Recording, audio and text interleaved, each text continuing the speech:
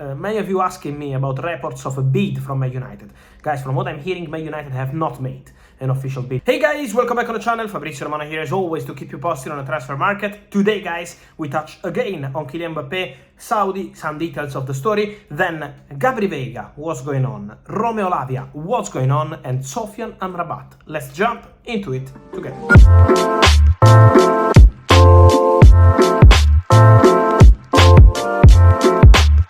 And so guys, while I'm speaking, I can confirm that one of the most important deals of the summer in Saudi Pro League and for Liverpool is now done, and is Jordan Henderson to Al Ettifaq. We already said here we go days ago because they had a verbal agreement, Liverpool and Al Ettifaq, on £12 million deal, and also Al Ettifaq with Jordan Henderson 2 weeks ago they agreed a 3-year contract. Now we can confirm that Jordan Henderson on Friday night did his medical test as new Al Ettifaq player. The deal will be signed next week, but is now almost completed. So Jordan Henderson is leaving Liverpool. And mentioning Liverpool, let me say again that nothing is advanced in terms of bids and club-to-club negotiation, but Liverpool keep working on Lavia deal.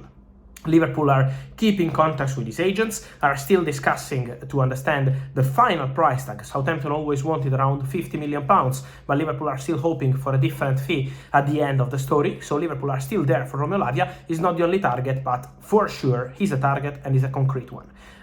Also, Chelsea are following the situation of Lavia. He's not linked to Moises Caicedo. He's a player they really appreciate. I told you many times about Joe Shields having a special connection. Joe Shields, who is at Chelsea as one of the directors, having a special connection with the player. He had the player at Southampton, at Man City, so there is a very good feeling. But at the moment for Chelsea, the priority remains Caicedo. Lavia always keeping an eye on the situation. Liverpool actively working on that on player side. Let's see what happens on that one. Mentioning midfielders and talented midfielders, for Veiga, guys, on the media has gone a bit quiet in the recent weeks, but I can tell you that behind the scenes things are happening in terms of contacts. So we know he has a release clause around 40 million euros, but some clubs believe that they can find an agreement for a value below this fee, so to go for something less than 40 million euros. So let's see how the conversation will continue, but keep an eye on Veiga, because in the next days and weeks clubs will move on the player and there is interest again from the Premier League. We know Chelsea have been following the situation. Chelsea are very well informed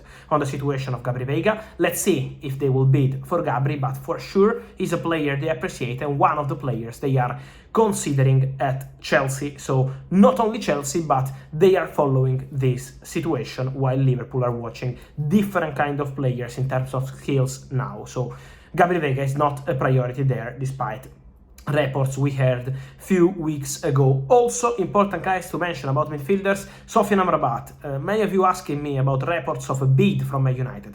Guys, from what I'm hearing, Man United have not made an official bid for Amrabat yet, because as I told you days ago, I told you here on my platforms, Amrabat is on the list at Manchester United. They like him, they want to negotiate for Amrabat, but they know that Fiorentina wants something around 40-35 million euros. So at the moment, the priority at Man United is the new striker, and then after the Højlund deal, they will focus on potentially new midfielder and new centre-back. But outgoings are crucial. Man United are convinced that Fred will leave the club, and so this could be the first step, and then they can have conversations for Amrabat.